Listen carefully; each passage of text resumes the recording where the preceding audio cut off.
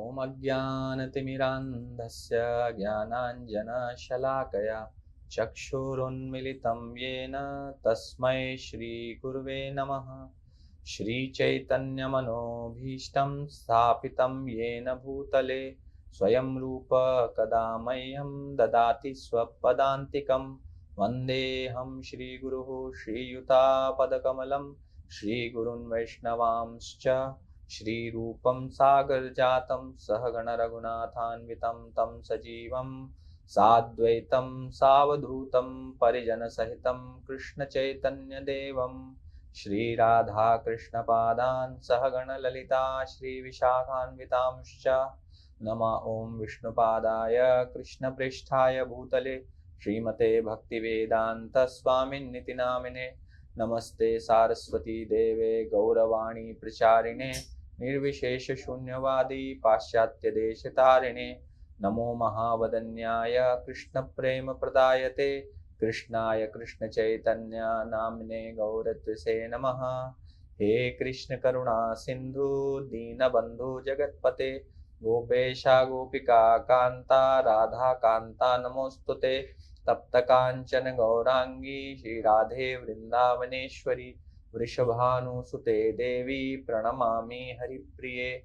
वाञ्छाकल्पतरुभ्यश्च कृपा सिन्धुभ्य एव च पतितानां पावनेभ्यो वैष्णवेभ्यो नमो नमः। जय श्री कृष्ण चैतन्य प्रभु नित्यानंद श्री अद्वैत गदाधर श्रीवासादि गौर भक्तवृंद। हरे कृष्णा कृष्ण कृष्ण हरे हरे हरे राम राम राम हरे हरे। मुखं करोति वाचालं गंगायते यत्कृपातमहं वन्दे श्रीगुरुदीनतारिणं श्रीपरमानन्दमाधवं श्रीचैतन्यं।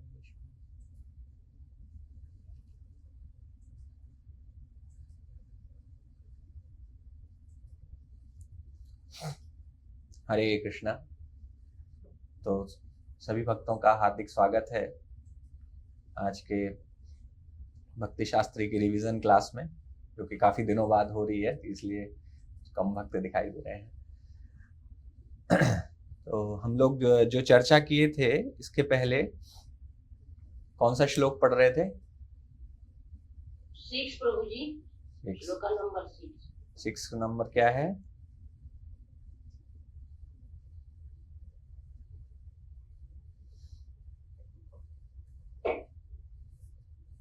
यस,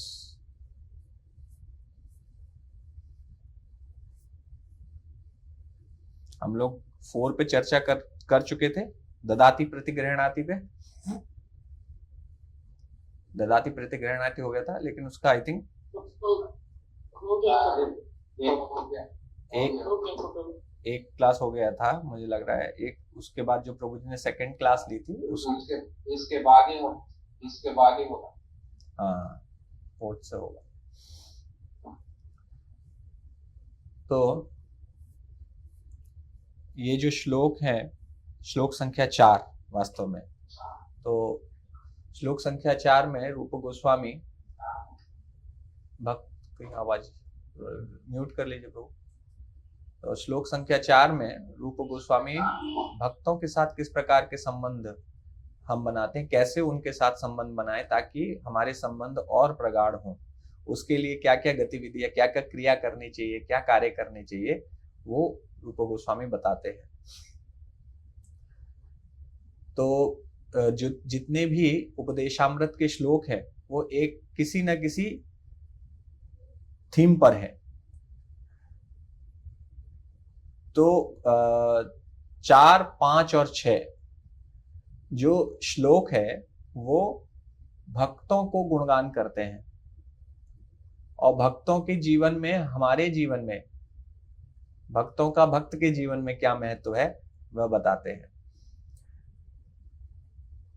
और 3 श्लोक हैं जो राधा कुंड का गुणगान करते हैं कि राधा कुंड के पास यदि आपको निवास मिल जाता है तो यह कितने बड़े सौभाग्य की बात है कि समस्त तीर्थों में सबसे जो महान तीर्थ है वो है राधा कुंड। रूप गोस्वामी ने ये लिखा है, आगे के श्लोक में आएंगे। आप सभी ने अपने बुक रीडिंग ग्रुप में तो वो पढ़ा ही होगा कि राधा कुंड कितना महान तीर्थ है। और इससे पहले ही उन्होंने भक्तों के साथ जो संबंध है उसका गुणगान किया है।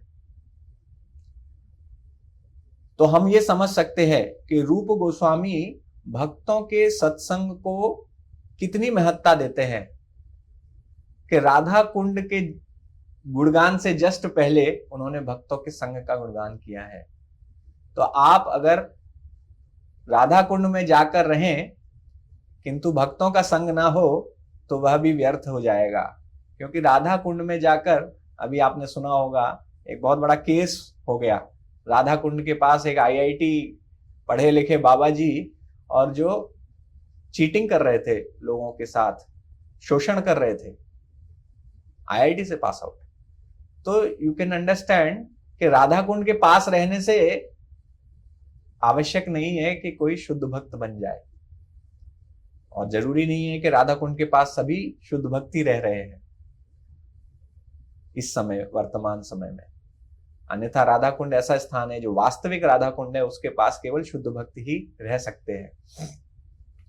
तो भक्तों के संग के बिना अगर कोई इस प्रकार की इच्छा करता है तो वह भी हमारे इस्कॉन में, हमारी परंपरा में उसको बहुत अनुकूल नहीं माना जाता कि अकेले जाके राधा कुंड में रहेंगे, बाबा जी बन जाएंगे, यह अनुकूल नहीं माना जाता।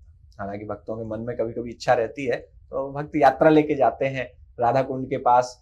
हम लोगों ने पिछले साल कीर्तन किया था, आपको याद होगा, मधुर कीर्तन जो सभी के जीवन भर के लिए वो अंकित हो गया।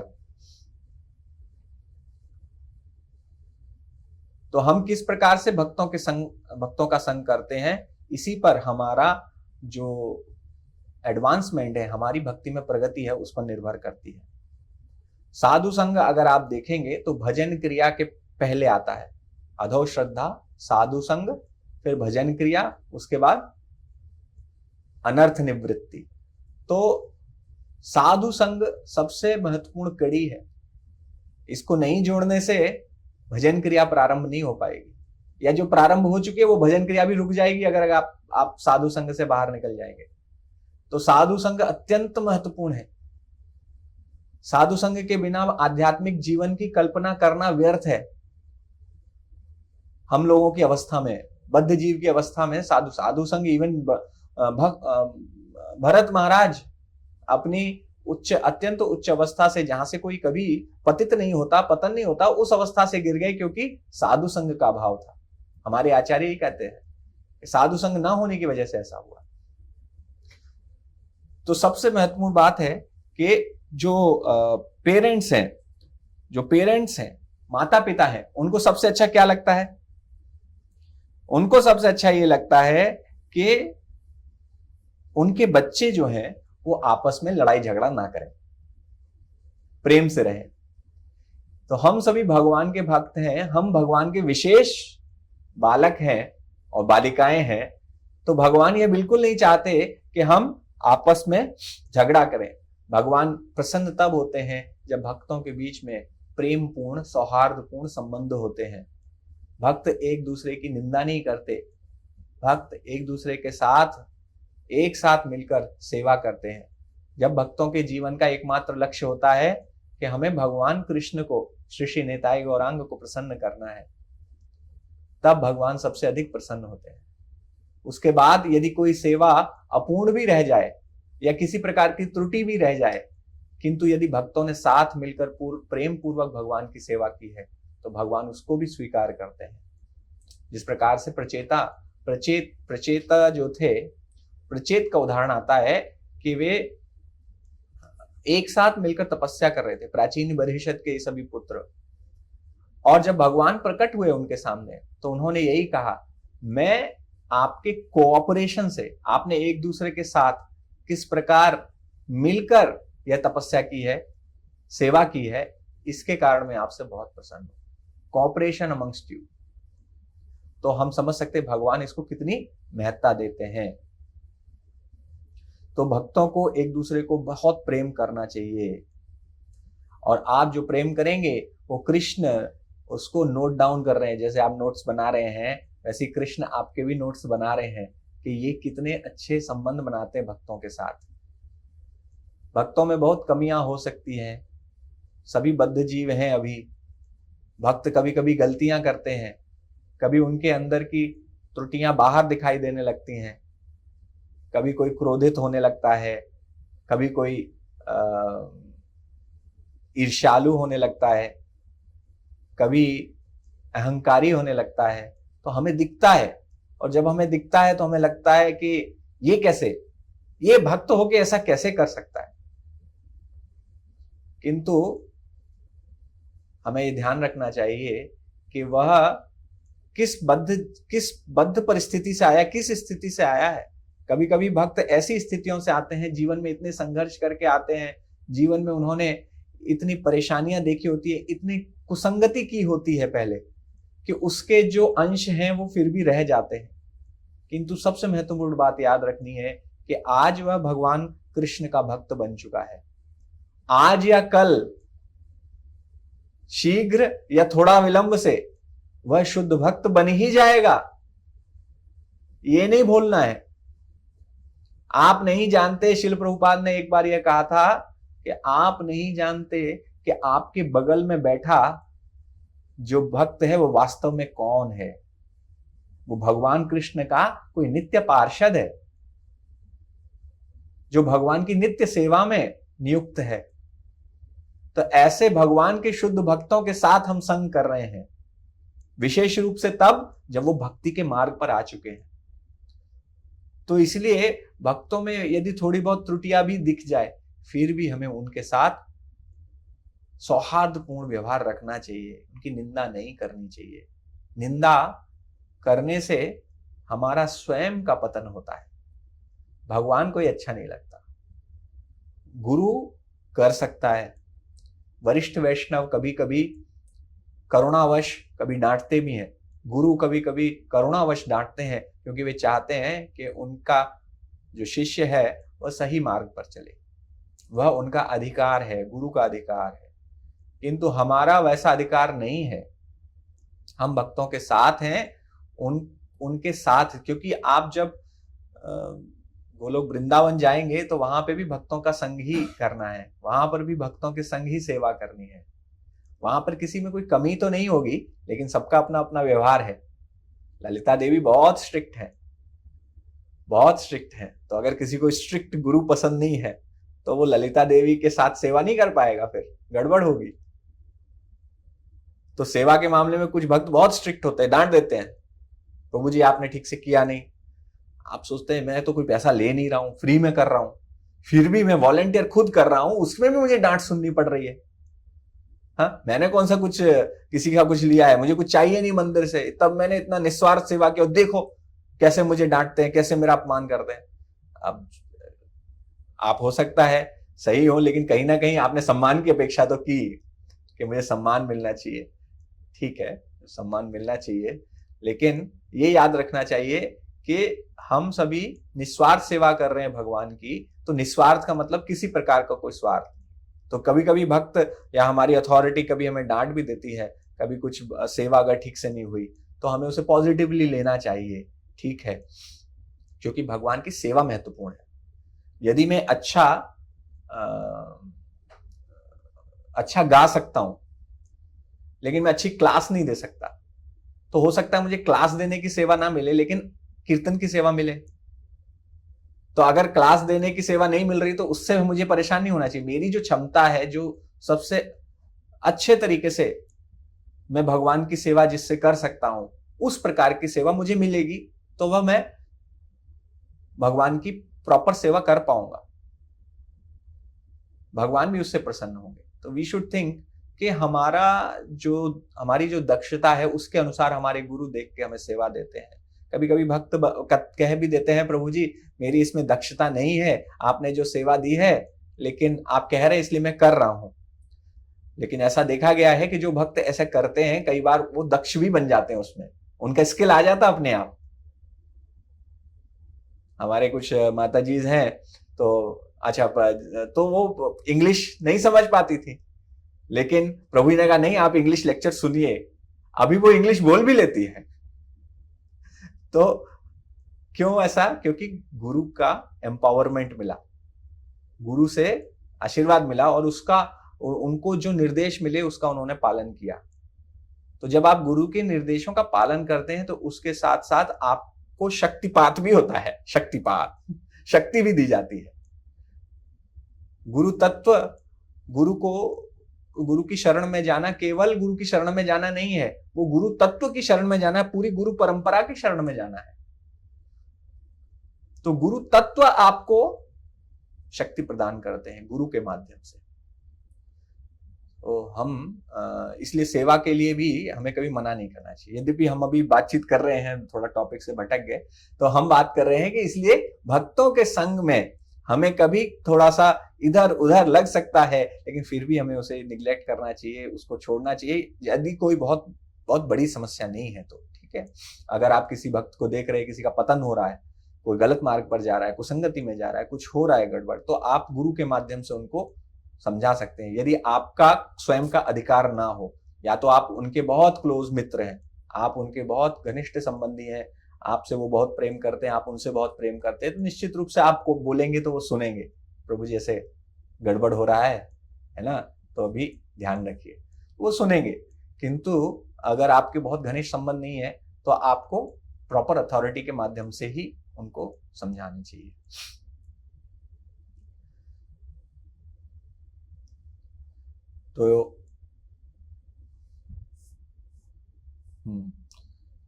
तो ये श्लोक है जो प्रभु जी ने चर्चा की थी। ज्ञानावलंबकाः केचित्, somebody can repeat, पढ़ सकते हैं, दिखाई दे रहा है ये?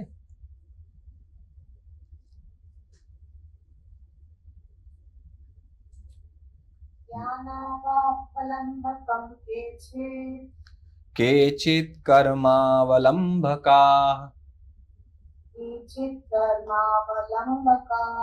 वयं तु हरिदासानां पादत्राणावलंबकाः।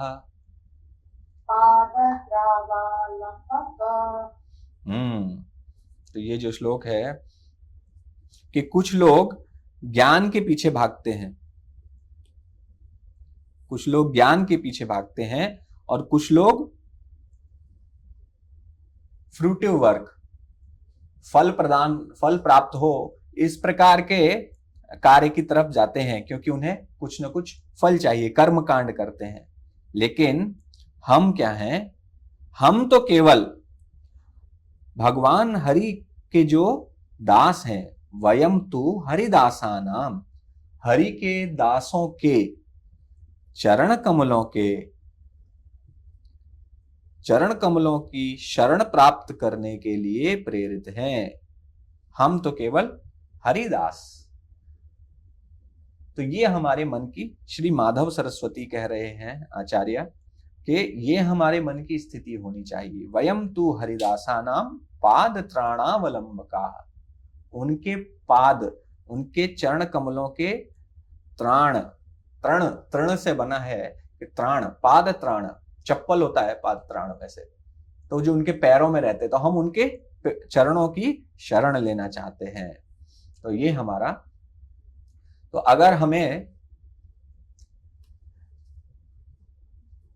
अगर हम सोचें कि भगवान कृष्ण किसी को प्रसन्नता, आनंद प्रदान करना चाहते हैं, तो भगवान उनको अनंत ब्रह्मांडों का स्वामी बना सकते हैं, या सबको एक एक ब्रह्मांड दे दें। भगवान चाहे तो सबको एक एक ब्रह्मांड दे दें, सब प्रसन्न हो सकते हैं। लेकिन ऐसा भगवान करते नहीं, भगवान केवल इच्छा करने की जरूरत है। लेकिन भगवान के जो भक्त हैं वो सबसे ज्यादा उन्हें प्रिय हैं। आप वो नहीं देखेंगे आपने कितनी माला जाप किया, भगवान ये नहीं देखेंगे कि कितनी यात्राएं अटेंड की, आप कितने भक्तों से मिले। भगवान 11वें स्कंद में उद्धव से कहते हैं कि आपने सभी जीवात्माओं के साथ मैत्री भाव में व्यवहार किया है, इसीलिए मैं आपसे बहुत प्रसन्न हूं और मैं आपको परफेक्ट बनाता हूं, पूर्ण करता हूं। इसलिए यह जो सिद्धांत है वह बहुत महत्वपूर्ण है। आप चाहे कितना भी अच्छा भक्ति कर रहे हो, चाहे कितना भी अच्छा नाम जप कर रहे हो, लेकिन नाम जप भी रह नहीं पाएगा अगर आपने भक्तों के साथ अच्छा व्यवहार नहीं किया तो। वह नाम जप भी आपको वो फल नहीं दे पाएगा, क्योंकि वैष्णव निंदा जो करने लगा, वैष्णव अपराध जिसने किया, उसको तुरंत उसके हृदय में भौतिक अभिलाषाएं, आकांक्षाएं आने लगती हैं। काम, क्रोध, मद, लोभ, मोह सभी आने लगते हैं। पद, मान, प्रतिष्ठा की आवश्यकता उसको अनुभव होने लगती है। तो शुद्ध भक्ति तो नहीं रह जाती, कुछ समय बाद वह जप भी नहीं रह जाता, भक्तों का संग भी नहीं रह जाता, और भक्तों का संग नहीं रहेगा तो आप भक्ति में नहीं रह पाएंगे, कोई भी नहीं रह पाएगा। तो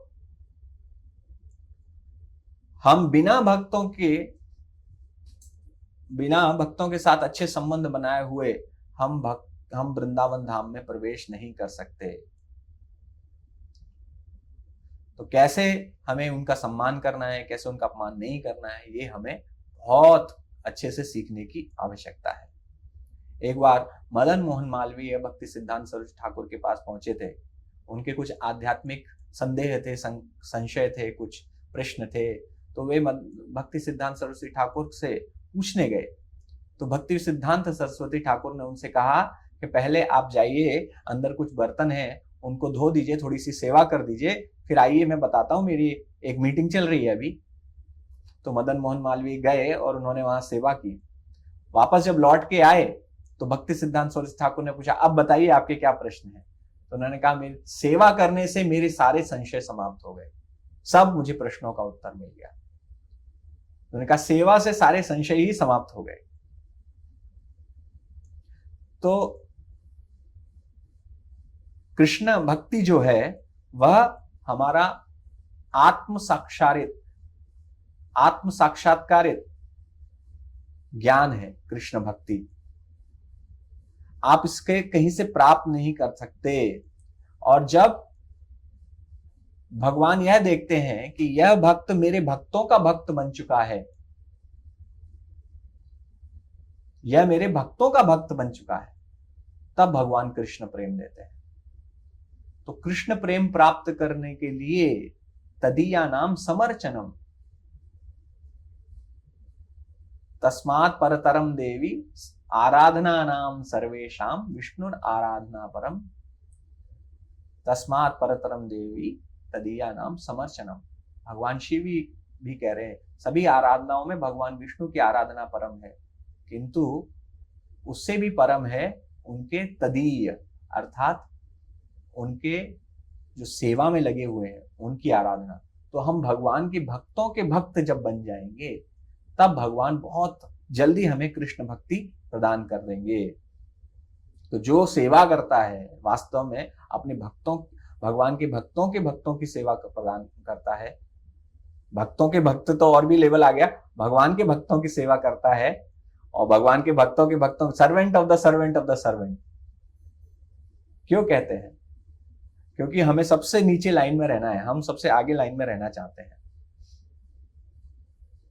तो यह भगवान के साथ डील करना सरल है। भगवान तो सीधे आपसे व्यवहार करेंगे नहीं, सीधे कुछ बोलेंगे नहीं। आप कुछ भी सेवा करते रहो, आप डीटी वर्शिप करोगे, कुछ गलती करोगे, भगवान नहीं बोलेंगे। आप माला सेवा कर रहे हो, कुछ गलती करोगे, वो भगवान नहीं बोलेंगे आपसे। किंतु जब भगवान के भक्तों की सेवा करते हो तब आपको फीडबैक भी मिलता है, तब वहां पर हमको प्रॉब्लम होती है। हमने सेवा में कुछ गड़बड़ की, कुछ हुआ तो तुरंत कुछ करेक्शन हो जाएगा। तो जैसे ही सुधार की कोई बात सुनते हैं तो हमारा अहंकार बीच में आ जाता है। मिथ्या अहंकार हमें तुरंत ही रोक लेता है कि मेरे से ऐसा बोल दिया, बताओ मैं कितनी सेवा करता हूं, कौन सी बहुत बड़ी गलती कर दी कि इतना मुझे बोलने की जरूरत पड़ गई इनको। ऐसा क्या कर दिया मैंने आखिर, कितनी डांट रहे हैं, इतना चिल्ला रहे हैं मेरे ऊपर। खुद तो जैसे गलती करते नहीं है, हैं? खुद भी तो 4 बार गलती करते हैं, तब तो मैंने कुछ नहीं बोला इनको कभी, क्योंकि अथॉरिटी है। और मैंने छोटी सी गलती कर दी तो 4 बार आके चिल्ला रहे।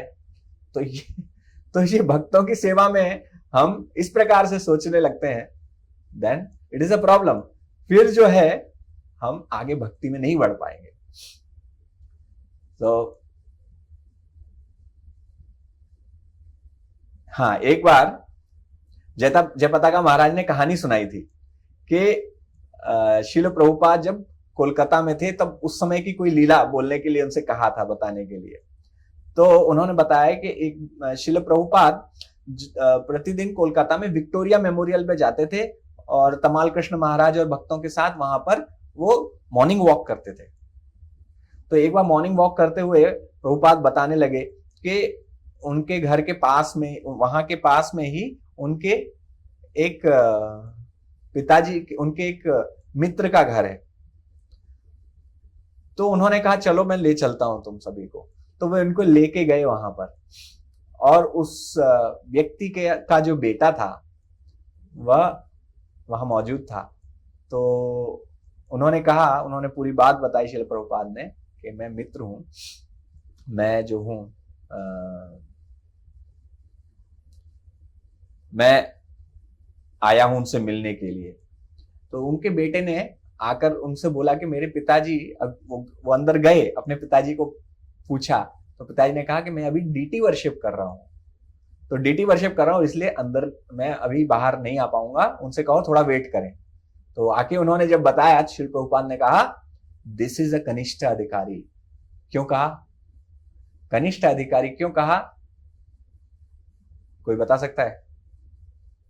प्रभु जी डेटी सेवा के वर्कर है, भक्त का सेवा। हाँ, क्योंकि शुद्ध भक्त को नहीं पहचान पाए वो भगवान के भगवान तो कनिष्ठ अधिकारी के लिए भगवान तो सर्वोच्च है, वो भगवान ही सर्वोच्च है उसके लिए केवल, लेकिन भक्तों के बारे में वो नहीं जानता। इसलिए श्रील प्रभुपाद ने कहा क्योंकि ये भक्तों की सम्मान नहीं करते हैं, और विशेष रूप से प्रभुपाद तो स्वयं शुद्ध भक्त है। प्रभुपाद ने इतना बड़ा आंदोलन प्रारंभ किया, उसके बाद आए हैं प्रभुपाद, सब उनको जानते थे, पूरे विश्व में जानते थे उनको लोग। जब तक प्रभुपाद भारत आए उससे पहले ही विश्व प्रसिद्ध हो गए थे। तो प्रभुपाद ने इसलिए कहा कि ये कनिष्ठ अधिकारी है, only Krishna to be pleased, केवल कृष्ण को प्रसन्न करना चाहते हैं। और जो मध्यम अधिकारी हैं वो क्या करना चाहते हैं, वो भक्तों को भी प्रसन्न करना चाहते हैं।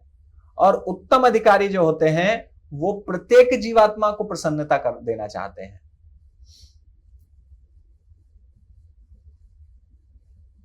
तो हम सभी को कम से कम मध्यम अधिकारी के स्तर पर आने की आवश्यकता है, क्योंकि मध्यम अधिकारी जो है प्रचार कार्य करता है, उत्तम अधिकारी प्रचार कार्य नहीं कर सकता, क्योंकि उत्तम अधिकारी प्रत्येक जीवात्मा को उत्तम अधिकारी देखता है। स्वयं को छोड़कर प्रत्येक जीवात्मा उसको उत्तम अधिकारी लगती है कि यह तो भगवान का शुद्ध भक्त है, मैं ही अशुद्ध हूं, मैं ही अपवित्र हूं, मैं ही ठीक नहीं हूं। तो इसलिए उसको प्रचार, वो किसी को प्रचार नहीं कर सकता, वो सबको सीनियर मानता है। जो सबको सीनियर मानता, आप अपने सीनियर्स को प्रीचिंग नहीं करते हैं, राइट? तो अगर उसको लगता है कि शुद्ध भक्त है तो वो कैसे कुछ बोलेगा। तो इसलिए उत्तम अधिकारी को भी मध्यम लेवल पर आना पड़ता है प्रचार कार्य करने के लिए। और मध्यम अधिकारी भक्तों और अभक्तों में भेद करता है। मध्यम अधिकारी को पता है, तभी वो प्रचार कर सकता है। अगर आप सबको शुद्ध मानते तो प्रचार नहीं कर पाएंगे। तो इसलिए भक्त और अभक्त में जो भेद करता है वो मध्यम अधिकारी है, और वह इसीलिए प्रचार कार्य में रहता है। तो रामानुजाचार्य की कहानी आती है कि रामानुजाचार्य एक बार तीर्थ यात्रा लेकर वो श्रीरंगम में थे, और वो श्रीशैलम जाना चाहते थे। हाँ, आंध्र प्रदेश में श्रीशैलम करके एक पहाड़ है। और रामानुजाचार्य अपने शिष्यों के साथ गए, और वह वहां जा रहे थे तो उन्हें, सब शिष्यों को भी भूख लगी, थोड़ा थकान भी हो गई। तो उन्हें याद आया कि वहां पर उनका एक बहुत धनी शिष्य रहता है, यज्ञेश। तो उन्होंने अपने शिष्यों को कहा कि यज्ञेश के पास जाओ और उसको बताओ कि उसके गुरु महाराज आए हैं और हम कुछ प्रसाद लेना चाहते हैं और थोड़ा विश्राम करना चाहते हैं। तो जब ये शिष्य यज्ञेश के पास पहुंचे तो यज्ञेश बहुत प्रसन्न हुए, बहुत खुश हुए। यज्ञेश ने कहा, मैं अभी सब इंतजाम करता हूं, गुरु महाराज आए हैं, गुरु महाराज आए हैं, जय हो गुरु महाराज, जय हो। आज मेरे भाग्य खुल गए कि गुरु महाराज मेरे घर पर पधार रहे हैं। और तुरंत उसने प्रारंभ कर दिए सारी तैयारियां करना। तो ये भक्त जो शिष्य थे वो वहां से लौट गए और रामानुजाचार्य के पास आए। तो रामानुजाचार्य ने पूछा कि आपने समाचार दे दिया? उन्होंने कहा समाचार दे दिया। लेकिन वो थोड़े उदास दिख रहे थे। तो रामानुजाचार्य ने पूछा, क्या उसने आप लोगों का स्वागत किया? तो उन्होंने कहा, नहीं गुरु महाराज, शायद वो तैयारियों में इतना व्यस्त हो गए कि वो हमें ध्यान नहीं दे पाए, हमसे पानी का भी नहीं पूछ पाए। तो उनको भक्तों को ध्यान नहीं दिया, उन्होंने भक्तों की सेवा पर ध्यान नहीं दिया, उन्होंने केवल गुरु महाराज की सेवा पर ध्यान दिया। तो गुरु महाराज प्रसन्न नहीं हुए। रामानुजाचार्य ने कहा कि हम यज्ञेश के घर नहीं जाएंगे, मेरा एक और डिसाइपल है, उसका नाम है वरदाचार्य, तो हम वरदाचार्य के घर जाएंगे। तो वरदाचार्य जो थे वो तो बहुत गरीब थे, उनके घर में खाने के लिए भी कुछ नहीं रहता था। उनकी गरीबी इतनी ज्यादा थी कि उनकी पत्नी थी, उनके पास केवल एक ही साड़ी थी और वो साड़ी पहन के ही वो स्नान करती थी, धूप में वहीं खड़े होकर आंगन में वो सुखा लेती थी और फिर वही कपड़े पहने रहती थी। तो जब रामानुजाचार्य अपने शिष्यों के साथ आए, सीधे पहुंच गए उनके घर पे, तो वे स्वयं स्नान कर रही थी और जैसे ही रामानुजाचार्य आए तो वे घबरा गई कि अभी मैं क्या करूं। तो उन्होंने बताया कि अभी मेरे पति नहीं है, थोड़ा सा आप प्रतीक्षा कीजिए। तो रामानुजाचार्य समझ गए और उन्होंने एक जगह यह कहानी आती है कि उन्होंने अपने धोती वगैरह उनको दे दिए थे ताकि वे पहन सकें। और दूसरा ये भी आता है कि कुछ समय उन्होंने प्रतीक्षा की रामानुजाचार्य। तो रामानुजाचार्य जब उन्होंने अंदर उनको उनकी पत्नी ने, वरदाचार्य की पत्नी ने रामानुजाचार्य को जब अंदर बुलाया, उनके शिष्यों का बहुत अच्छे से स्वागत किया, उनको बिठाया, किंतु उनके घर में खाने के लिए कुछ नहीं था। और वे समझ गई, जब आई तो उन्होंने कहा, मैं प्रसाद आप सभी के लिए तैयार करती हूँ, मुझे थोड़ा समय दीजिए, आप विश्राम कीजिए तब तक।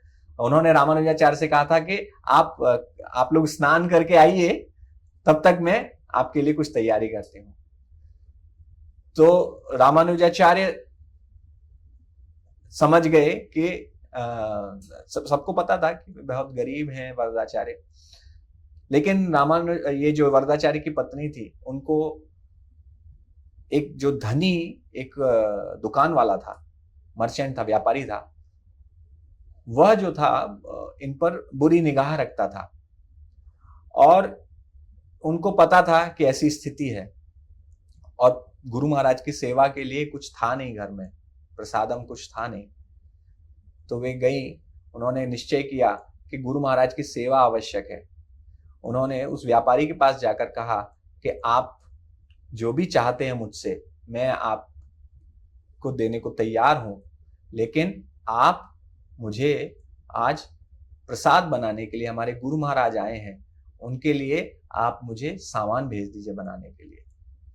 तो इस प्रकार की स्थिति में उन्होंने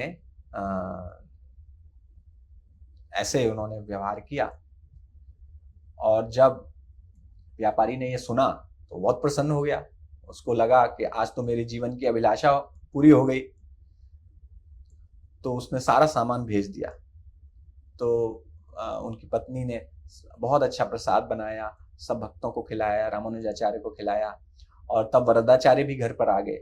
वरदाचार्य ने देखा और बहुत प्रसन्न हुए कि उनकी पत्नी ने बहुत अच्छी सेवा की उनके गुरु की, किंतु उनको ये प्रश्न आया मन में कि सेवा कैसे इन्होंने की, हमारे पास तो पैसा है ही नहीं, कोई मांगने देने वाला भी नहीं है हमें, तो इन्होंने कैसे ऐसा किया। तो उन्होंने अपनी पत्नी से पूछा, तो पत्नी ने बता दी सच्चाई कि ऐसे ऐसे मैंने व्यापारी की बात मान ली। तो वरदाचार्य क्रोधित होने की जगह बहुत प्रसन्न हुए। उन्होंने कहा, तुमने अपने हमारे गुरु के लिए इतना बड़ा बलिदान किया है, मैं बहुत प्रसन्न हूं, इससे बड़ी सेवा कुछ हो ही नहीं सकती। एक स्त्री के लिए उसके सम्मान से बड़ी चीज कुछ हो ही नहीं सकती। आपने अपने गुरु की सेवा के लिए वो भी त्यागने को आप तैयार हो गए।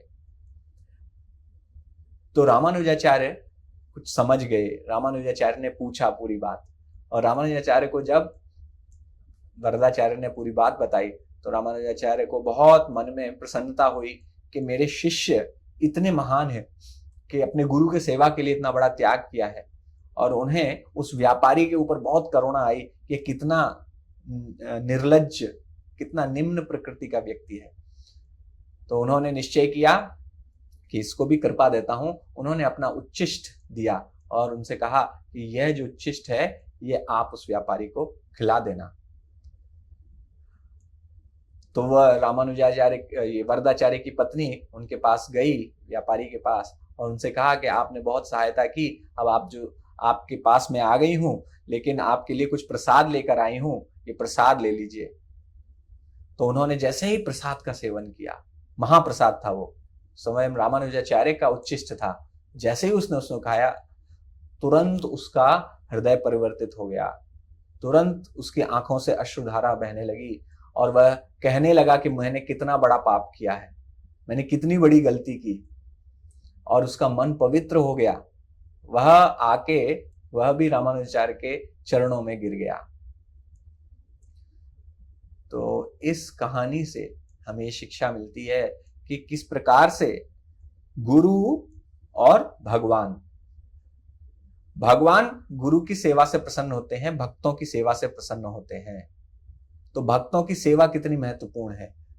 गुरु यज्ञेश जो इतने धनी व्यापारी थे, आसानी से वहां पर प्रसाद मिल सकता था, किंतु क्योंकि वे भक्तों का सम्मान नहीं कर पाए, भक्तों की सेवा नहीं कर पाए, उनके मन में केवल गुरु की सेवा की इच्छा थी, तो इसलिए गुरु महाराज प्रसन्न नहीं हुए।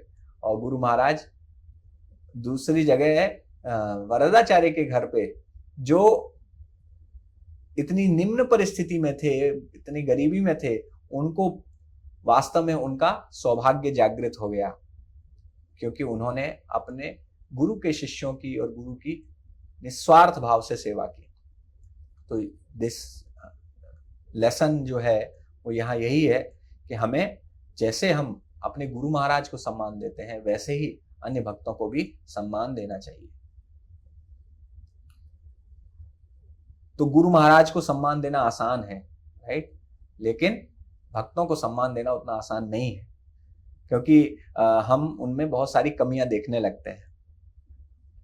हम भक्तों के साथ कभी कभी बहुत अच्छा व्यवहार करते हैं, लेकिन हो सकता है कि अपने पति पत्नी के साथ अच्छा व्यवहार ना करें, then also it is a problem, क्योंकि वो भी अगर वैष्णव हैं, और वैष्णव नहीं है तब भी करना चाहिए, लेकिन वैष्णव है तो और भी महत्वपूर्ण है। तो हमें अपने जो निकट के संबंधी है उनका भी बहुत सम्मान करना चाहिए, उनको भी प्रॉपर रेस्पेक्ट देना चाहिए। श्रीनिताई प्रभु अपने घर का उदाहरण दे रहे थे कि किस प्रकार से वे जब उन्होंने आश्रम ज्वाइन किया था, उस समय घर के सभी जो रिश्तेदार थे वो बहुत क्रोधित हो गए, लेकिन श्री प्रभु जी ने कभी किसी का अपमान नहीं किया। तो इसलिए इस बार जब प्रभु जी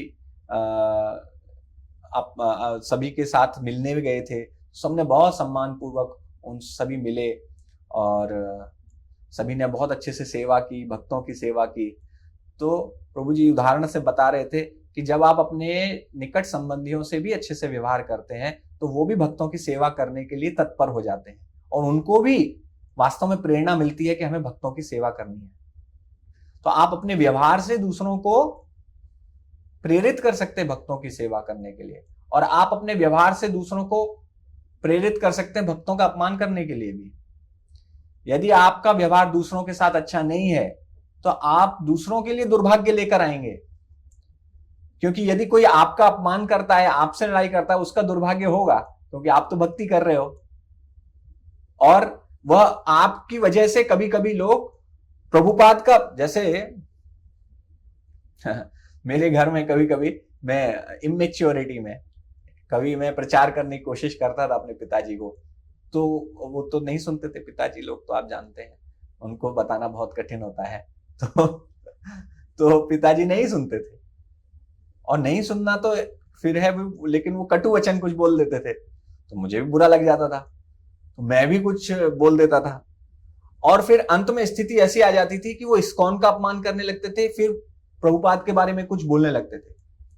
तो मेरी माँ ने मुझे समझाया कि देखो, तुम उनसे जैसा व्यवहार करते हो उससे उनका दुर्भाग्य बढ़ रहा है, क्योंकि वो भगवान के शुद्ध भक्त का अपमान कर रहे हैं।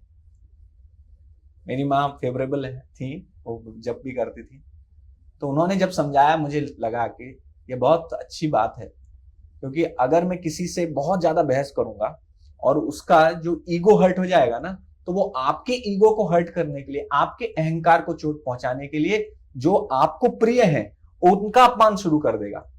यही होता है लड़ाई में, राइट? और खासतौर से भक्तों के साथ तुरंत इस्कॉन का अपमान शुरू कर देंगे, तुरंत इस्कॉन के भक्तों का अपमान शुरू कर देंगे, तुरंत प्रभुपाद का अपमान शुरू कर देंगे। तो इसलिए एक भक्त को अपने संबंधियों के साथ व्यवहार में भी बहुत ध्यान रखना चाहिए। तो उसके बाद से मैं कभी भी बहुत ज्यादा जोर नहीं डालता था अपने पिताजी पर। ठीक है, आपकी फिलॉसफी अच्छी है, आप अपनी फिलॉसफी के साथ रहिए, मैं अपनी फिलॉसफी के साथ, मुझे जियो और जीने दो, मुझे भी जीने दो, आप अपना करते रहो जो आपको करना है। Now slowly now he has also become positive. समय के साथ सभी बदल जाते हैं, आपके व्यवहार से बदल जाते हैं। आपका व्यवहार बदलेगा उनके साथ, तो उनका व्यवहार आपके साथ और भक्तों के साथ, सभी के साथ बदल जाएगा, पॉजिटिव हो जाएगा। किसी से आर्ग्यूमेंट करके, लड़ाई करके, पराजित करके, किसी को लॉजिक से और शास्त्र के उक्ति से, अलग अलग चीजों से पराजित करके आप किसी को भक्त नहीं बना पाएंगे। कोई भी भक्त आपके पांडित्य से नहीं बनता है, आपकी विद्वत्ता से नहीं बनता है। जो भी भक्त बनते हैं वो प्रेम से बनते हैं। जब आप उनको प्रेम से सेवा करते हैं तब लोग भक्त बनते हैं। कक्षा सुन के कोई भक्त नहीं बनता है। कक्षा सुनने के बाद जब देखता है कि यह जो कक्षा बोली गई है, जिसमें जो शिक्षाएं दी गई हैं, वो भक्त उसका पालन कर रहे हैं, हमसे इतना प्रेम कर रहे हैं, हमारी इतनी सेवा करने की कोशिश कर रहे हैं, निस्वार्थ भाव से सेवा कर रहे हैं, उनको कुछ चाहिए नहीं। भक्तों को मुझे फोन करते हैं, मेरा हालचाल पूछते हैं, घर के बारे में पूछते हैं, सब चीज के बारे में पूछते हैं, भक्ति के बारे में भी पूछते हैं कि मेरा आध्यात्मिक जीवन भी चलता रहे। तो जब कोई व्यक्ति ऐसे सोचता है कि निस्वार्थ भाव से मेरी सेवा करने की कोशिश कर रहे हैं, तो वो प्रेम की वजह से वो भक्ति को अपनाता है कि क्योंकि भक्तों के बीच में इतना प्रेम है, इस वजह से भक्ति काम करती है। उसको समझ में आता है कि मतलब भक्ति काम कर रही है, इसीलिए इन लोगों के बीच में इतना प्रेम है। तो हम जितने घनिष्ठ संबंध एक दूसरे के साथ बनाएंगे, उतना ही हम प्रचार करेंगे पूरी दुनिया में।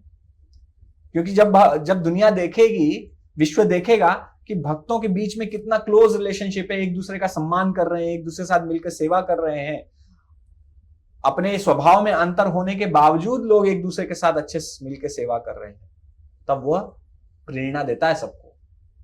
तो इसलिए हमारे बीच में चाहे कितना भी अंतर हो, कितना भी मतभेद हो, जैसे मैं बता रहा था कि हमारे मत भिन्न हो सकते हैं, किंतु हमारी मति भिन्न नहीं होनी चाहिए। तो हमारे मत अलग अलग हो सकते हैं, लेकिन हमारी मति एक ही होनी चाहिए, कृष्ण मति, कृष्णेर मतिरस्तु।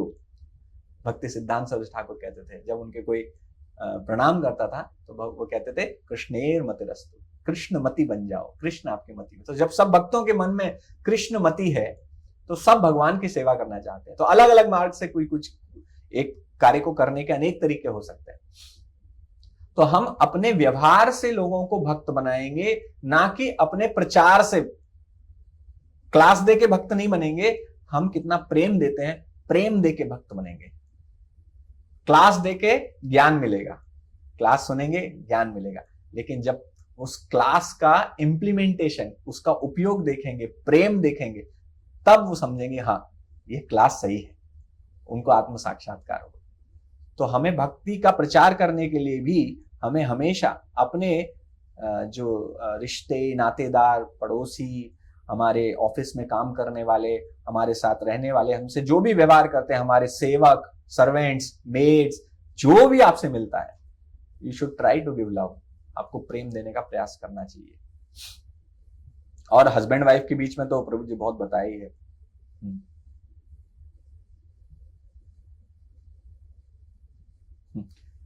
अगर पत्नी अपने गुरु के सामने अपने पति की प्रशंसा करती है और पति अपने पत्नी की प्रशंसा करता है, तो गुरु को सबसे ज्यादा प्रसन्नता होती है।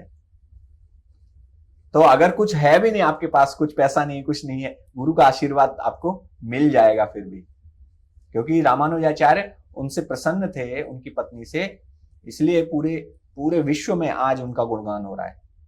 आज हम यहाँ बैठ के आज से 1000 साल पहले की घटना को भी हम लोग स्मरण कर रहे हैं, क्योंकि इतना बड़ा उन्होंने सेवा की। तो ददाति प्रतिग्रहणाति प्रेम पूर्वक करना चाहिए, जबरदस्ती नहीं करना चाहिए। फिर प्रभु जी ने कुछ उदाहरण दिए थे कि सेवा के भाव से ददाति प्रतिग्रहणाति करना है। जैसे गिफ्ट देना है किसी को, तो गिफ्ट देने के लिए क्या मूड होना चाहिए? गिफ्ट देने के लिए मूड होना चाहिए, डिवोटी से पूछना चाहिए आपको क्या आवश्यकता है, क्या कुछ आवश्यकता है। डिवोटी तो मना करेंगे, लेकिन हमें उनके चरणों में गिरकर पूछना चाहिए, प्लीज प्रभु जी, प्लीज मैं बहुत रिक्वेस्ट कर रहा हूं आपसे, आप मुझे बताइए आपको मैं क्या गिफ्ट दूं जो आपके लिए उपयोगी भी हो और आपको प्रसन्नता भी दे।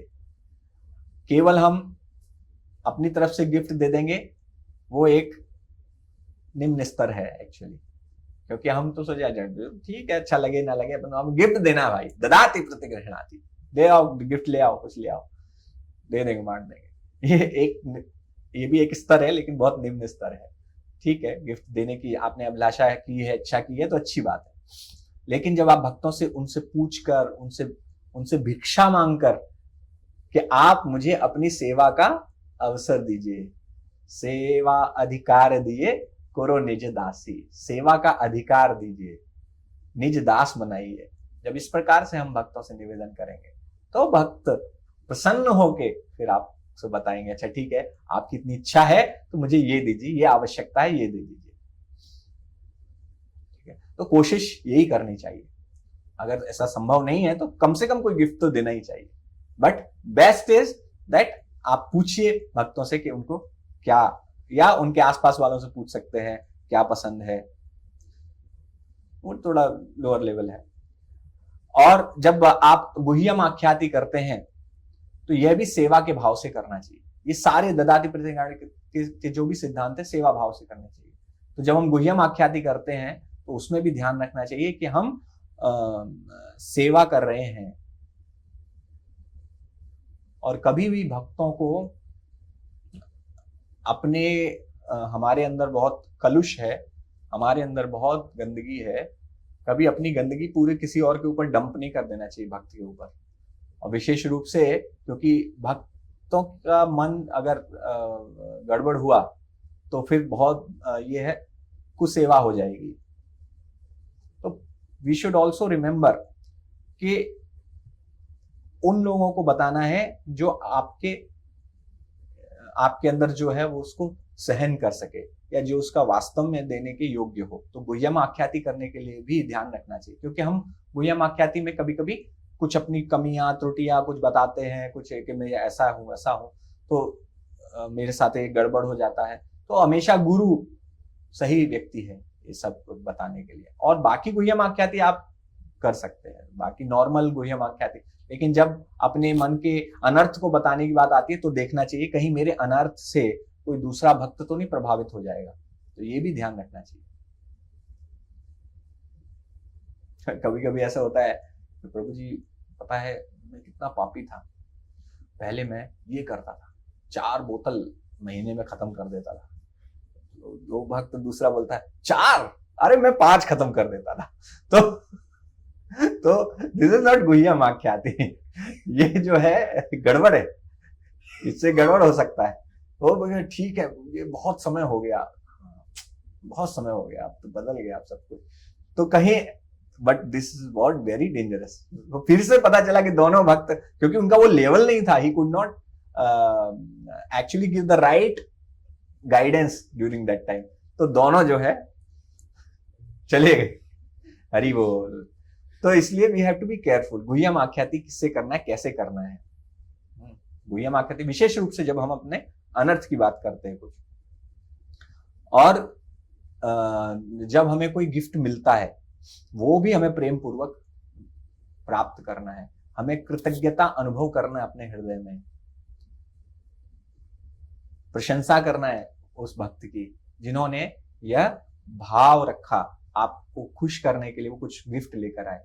तो भले ही आपके गिफ्ट जो है हो सकता है कि बहुत उपयोग का ना हो, कभी कभी ऐसा हो सकता है, किंतु आपको उनके भाव को ग्रहण करना है। हम भगवान कृष्ण के भक्त हैं, कृष्ण है भावग्राही जनार्दन, पत्रम पुष्पम फलम तोयम यो में भक्त्या प्रेक्षति तदहम भक्ति उपहृतम अश्नामि प्रेदान। भगवान भक्ति को ग्रहण करते हैं, तो हम भी भगवान के भक्त हैं, तो उनके मन का जो प्रेम है, जिस प्रेम के साथ उन्होंने दिया है वो हमें ग्रहण करना चाहिए।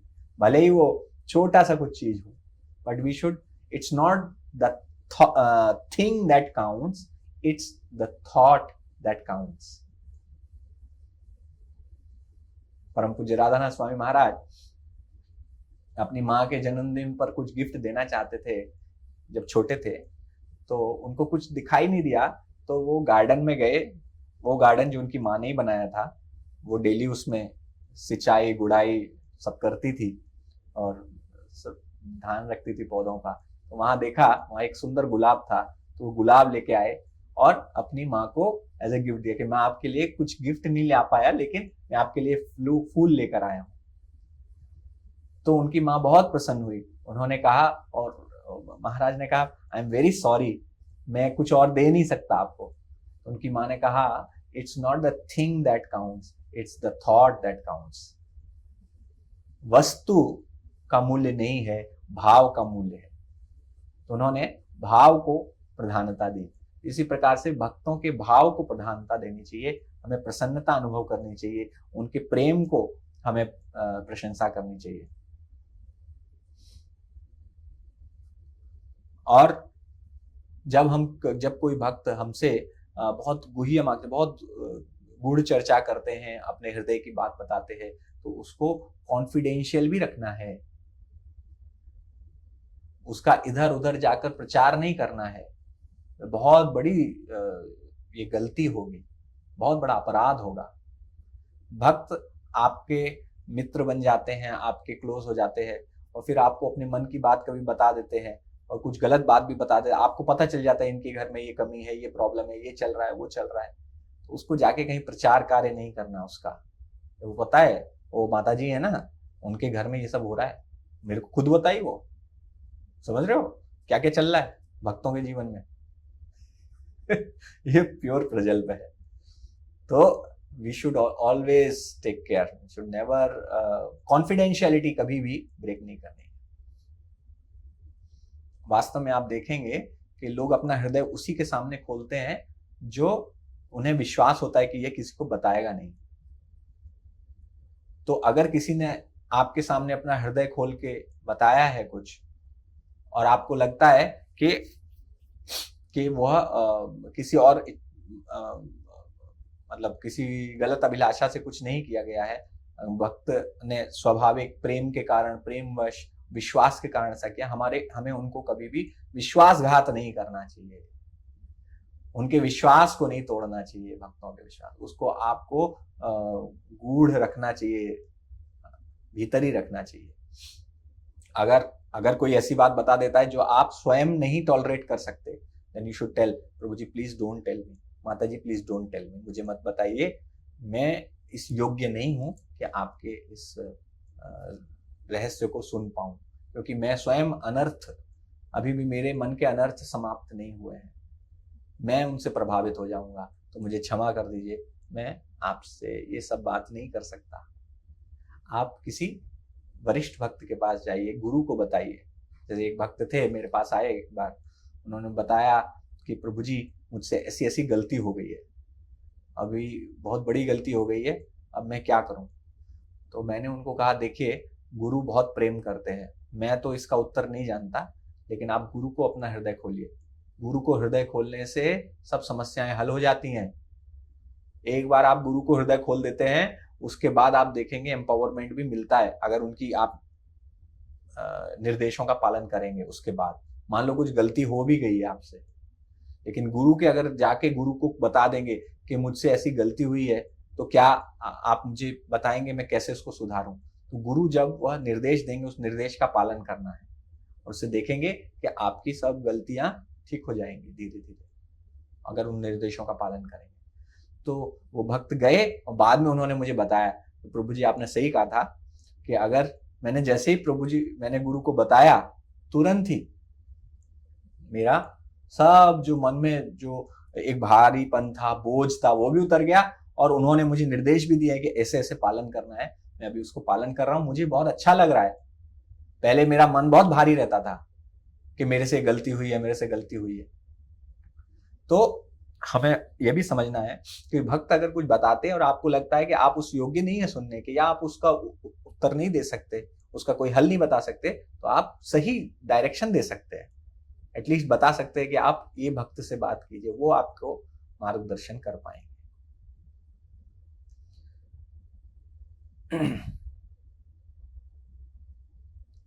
Yes, we can ask the devotee कि आप कंफर्टेबल हैं वरिष्ठ भक्तों से पूछने के लिए, तो वो बोलेंगे हाँ ठीक है मैं पूछ सकता हूं, तो आप उनको भेज दीजिए। तो ऐसे भक्त हम एक साथ आगे बढ़ते रहेंगे, इस प्रकार से हाथ में हाथ मिलाकर हम आगे बढ़ सकते हैं। This is the right consciousness of a Krishna conscious society. एक दूसरे की निंदा करना, पॉलिटिक्स करना, लड़ाई करना, सेवा को लेके लड़ाई करना, किसी और बात को लेके लड़ाई करना, इससे हमारा संबंध अच्छा नहीं होगा, हमारा दासोस्मी परिवार नहीं बढ़ेगा, इस्कॉन नहीं बढ़ेगा। जब तक हम एक दूसरे की कमियों को, जो कि बहुत बड़ी नहीं है, ज्यादातर भक्तों में कोई बहुत बड़ी कमी नहीं दिखेगी आपको, कुछ रहती है, थोड़ी बहुत छोटी मोटी, बट अगर आप बाहरी संसार से तुलना करेंगे तो वो बहुत छोटी है। बाहरी संसार में क्या क्या गंदगी चल रही है, हम उनसे बात करते तब तो हम इतना वो नहीं करते, परेशान नहीं होते, लेकिन हमारे अगर भक्तों के बीच में कुछ थोड़ा सा भी हो जाए ऊपर नीचे, कोई भक्त कुछ बोल दे, कुछ कह दे, हम तुरंत बहुत क्रोधित हो जाते हैं, तुरंत चिढ़ जाते हैं, तुरंत इधर उधर कुछ बुराई करने लगते हैं। We should be very very careful, we should not do, हमें ऐसा नहीं करना चाहिए। भक्तों से प्रेम पूर्वक व्यवहार करना चाहिए, छोटी मोटी कमियों को सहन कर लेना चाहिए। जैसे पति पत्नी कहते हैं, कि पति पत्नी शुरुआत में जब आते हैं शादी के बाद, तो शुरू में तो खैर बहुत अच्छा लगता है, लेकिन कुछ समय बाद 24 घंटे 24/7 साथ रहते हैं, फिर उसके बाद तो कमियां दिखाई देती हैं, फिर हर एक चीज में छोटी छोटी कमी दिखाई देती है, ये कमी है, वो कमी है, तुम ऐसे नहीं करते, तुम ऐसे, तुम वो उधर फेंक देते हो, उधर फेंक देते हो, ऑफिस से आते हो मोजे उधर डाल देते हो, कपड़े उधर डाल देते हो, तुम बर्तन साफ नहीं करती हो, तुम जो है घर साफ नहीं करती हो, बहुत सारी लड़ाइयां होती है। लेकिन जैसे जैसे समय बीतता जाता है, एक दूसरे को टॉलरेट करते रहते हैं, तो कहते हैं कि कुछ सालों के बाद जैसे जैसे बुढ़ापा आता है, वैसे वैसे पति पत्नी भी भाई बहन की तरह हो जाते हैं, क्योंकि वो सोचने का तरीका भी एक ही हो जाता है उनका। If they can just tolerate for some time, कुछ समय के लिए एक दूसरे को सहन कर लें, और अगर एक दूसरे की प्रशंसा कर लें, भक्ति में आ गए, जैसे यहाँ पर जो गुण बताए गए, अगर हम एक दूसरे की प्रशंसा करने लगे तो बहुत जल्दी प्रगति होगी, बहुत जल्दी आप बहुत क्लोज आ सकते हैं, बहुत प्रेम बढ़ जाएगा। तो husband wife specially, they are not competitors, they should complete each other, they should not compete, they should complete each other। समझ रहे हैं? आपस में एक दूसरे से प्रतियोगिता नहीं करना है, एक दूसरे का पूरक बनना है। जो उनकी कमी है वो मुझे पूरी करनी है, जो मेरी कमी है वो पूरी करेंगे। हम एक दूसरे से मारपीट नहीं करेंगे, कंपटीशन नहीं करेंगे। We should not compete, we should complete each other. Yes, तो ये 3 मई वाली कक्षा थी। 10 मई वाली कक्षा है इसके बाद, उसको हम अगले बार करेंगे। अगर आप लोगों के पास बीच में कभी समय हो तो हम जल्दी एक एक्स्ट्रा क्लास करके जल्दी कर सकते हैं, क्योंकि हम लोग पीछे छूट गए हैं।